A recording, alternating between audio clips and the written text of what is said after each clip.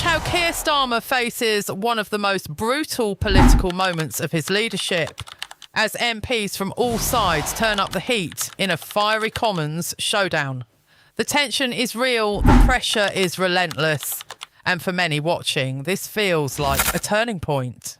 With elections looming and trust on the line, every word spoken in this chamber could shape the future of the country. You can feel the frustration, the anger and the disbelief echoing across Parliament. Before we continue, please take a moment to like this video and subscribe to Britain Daily. It's completely free and it helps us keep bringing you the hard-hitting stories that matter. Let's watch this explosive clip. Thank you, Mr. Speaker. Women all over Britain, including in my constituency of Great Yarmouth, primarily on King Street, feel intimidated, harassed and abused in their own town centres. Disproportionately, this unacceptable behaviour is committed by young foreign men imported from cultures and religions that treat women like dirt on the bottom of their shoe.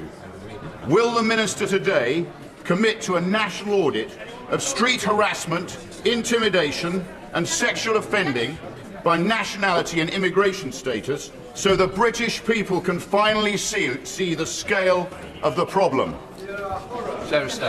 Here we go again, Mr. Speaker. I note that an investigation by APCO into the honourable member's conduct concluded that there was credible evidence that he had mistreated two female members in a way that, and I quote, Mr. Speaker, in a way that seemed to amount to harassment. I don't want to hear anything from him about violence against women and girls or harassment. Yesterday, we heard Christian Turner, Peter Mandelson's replacement as US Ambassador, say that the only country Trump has a special relationship with is Israel, that the Prime Minister's job is in danger after next week's elections, and that in the US, Jeffrey Epstein's associates have evaded responsibility for their actions.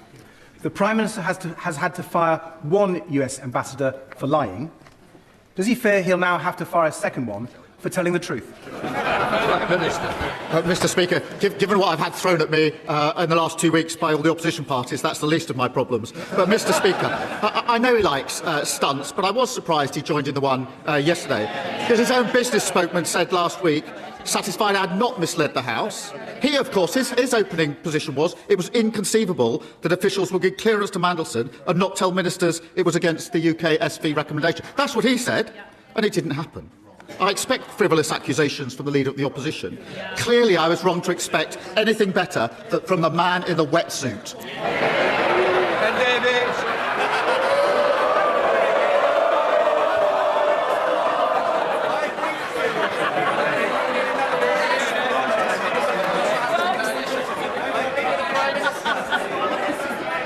Mr. Speaker, I've got my dry suit on today, and let me tell the Prime Minister that when Boris Johnson was faced with that motion, he didn't whip his MPs. There was a difference there. And Mr. Speaker, experts are warning that food prices will rise by 10% this year as farmers' costs soar. Trump's war has exposed how weak Britain's food security is. Yet under the system brought in by the Conservatives, England is the only country in Europe where farm payments don't actively support farmers to produce food. So will the King's speech include a good food bill to fix that mistake and make sure people can afford the food they need? Mr. Speaker, of course food security is important, and that's why I was considering that amongst other issues in the ministerial meetings yesterday in Cobra. That's what I was spending my afternoon doing, making sure that we were prepared and managing the risks of a conflict that will affect every single one of our constituents. What was he doing? He was wasting his time in here on a baseless allegation, and engaging in party political. He should have been working on the single most important issue of the day, but he wasted his time on a baseless political stunt. Mr. Speaker, depending upon results in the elections next week, this may well be my final PMQs. I suppose.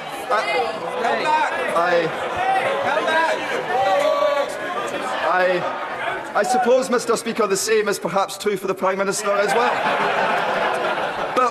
But before then, does he understand that, yes, it's because of inaction on the cost of living crisis? Yes, it's because of the debacle of the winter fuel payment. Yes, it's because of the 1,000 jobs being lost a month in Scotland's North Sea and the closure of Grangemouth. Yes, it's because of his judgment on Matthew Doyle and Peter Mandelson. But above all else, the reason why his time in office will soon be coming to a close is because he promised change but has delivered chaos. Mr. Speaker, I'm proud of what this Labour government has achieved, and I'm proud of what we will achieve. If it is his last session here, let's reflect on his great achievements in Westminster. He kicked out his predecessor and then lost 39 MPs at the next election. I hope he can keep up that record in Holyrood next week.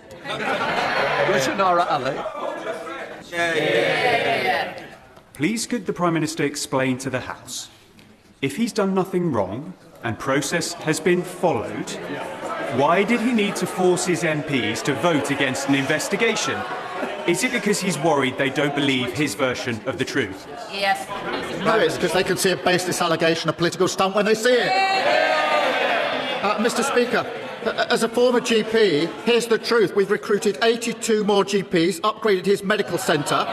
They want all the benefits, but they never want to pay for them. Thank you, Mr. Speaker. Everything international law is supposed to protect is being violated. A genocide against the Palestinian people, the catastrophe in Sudan, the Gazification of Lebanon. Against this backdrop, the government last week closed the International Humanitarian Law Unit and stopped funding access to the CIR database of 26,000 human rights and conflict incidents across Israel, Palestine and Lebanon.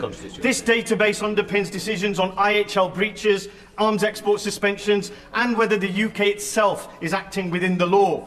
Usually, criminals or their accomplices are the ones destroying evidence of their crimes. Instead, not a human rights lawyer or a government apparently committed to upholding international law. So my question is simple. Prime Minister, sorry, you've got taken far too long, Prime Minister. Mr. Speaker, let me reassure the House that the work of the International Law Unit has not ended. It will simply be done by a different team under a restructure. We will, of course, continue to monitor international humanitarian law in Gaza and elsewhere and invest in conflict prevention and resolution. Point of order, John MacDonald. Mr. Speaker, as you know, as Secretary of the NUJ Parliamentary Group, I raised earlier this week a point of order concerning the US agency APCO's role in undertaking an investigation of journalists for Labour Together, which resulted in the smearing of those journalists. I explained that as a result of concern about the reach of APCO's investigation, a number of honourable members had submitted subject interest requests to the company and to Labour Together. There's been a delay in the response from Labour Together to these requests, but APCO has confirmed in a very redacted form that information on MPs was being collected.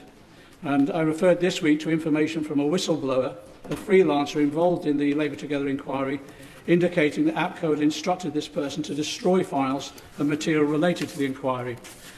Only hours ago on the Financial Times online, we have confirmed that tapes do exist that include conversations by APCO's Head of Media Relations for Europe, Tom Harper, discussing the deletion of an email account and saying, and I quote, whether they will be able to see that through digital forensics or something like that, references with regard to this inquiry. He also refers to processes to muddy the waters and the audit trail.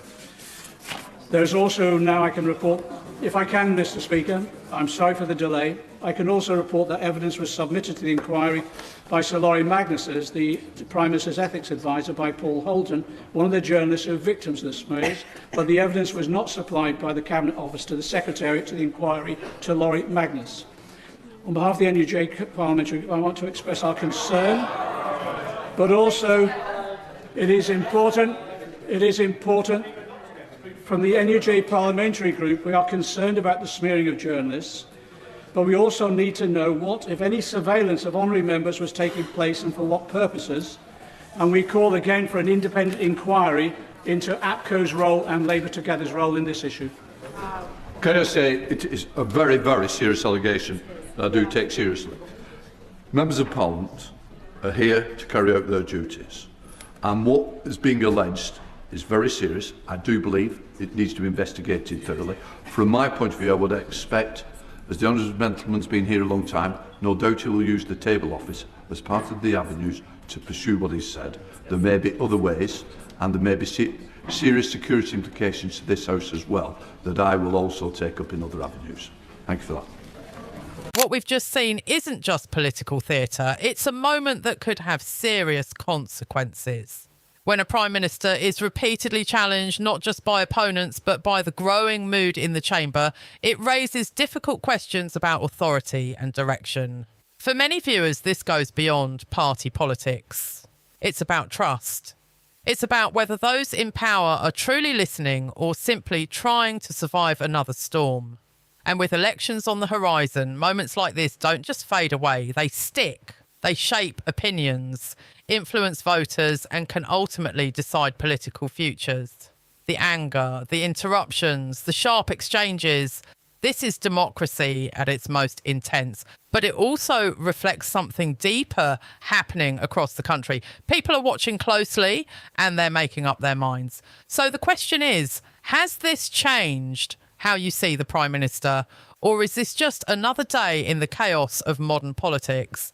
Let us know your thoughts in the comments below. And if you want more powerful breakdowns like this, don't forget to like this video and subscribe to Britain Daily. It's completely free and it helps us keep bringing you the stories that truly matter.